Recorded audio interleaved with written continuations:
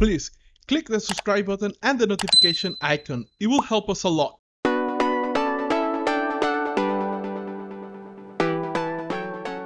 First of all, having the discipline has never been a problem for me. It's not like I have to force myself to get to work.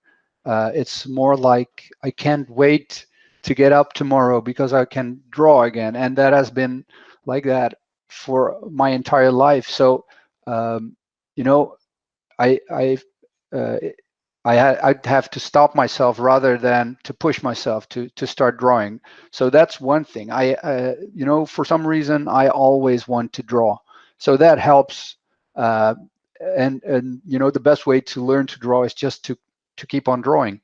Now, there is a thing, when you mention, putting in 8 years of work and you don't really see the effect of it, that has to do, I think, with studying effectively. So you can draw just for fun, and if you are oblivious to your mistakes or the things where you don't understand what you're doing, then you probably won't improve. You're just repeating the same thing over and over again. So I think in order to improve as an artist, you have to be brutally honest with yourself and see where you're making mistakes or mistakes, let's say, where you don't understand yet how things work.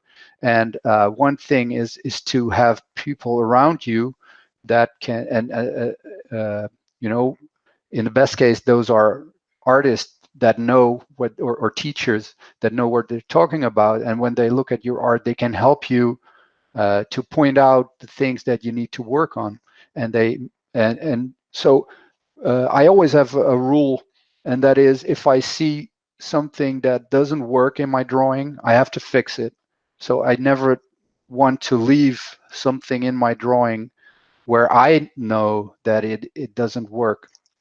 So and I'd rather do a drawing over again and make it work than to leave it and keep the mistake in there. So I think that helps. And then find out ways to learn. So for example, if you go to live drawing, try to understand why you are doing live drawing. Are you trying to, for example, you can't just go there and start drawing, and you will learn things from it. But if you understand why you are drawing from a model, for example, if you do a 3-hour pose and you are rendering, what you will learn is rendering. You won't learn doing gestures, or you won't learn anatomy necessarily. You will learn probably rendering light and shadow really well. If you go to live drawing sessions where there are really short poses and you have just 1 minute to capture the pose in a few lines, then you have to be aware that that's what you're learning. You are learning to look and really fast capture a pose in a few lines.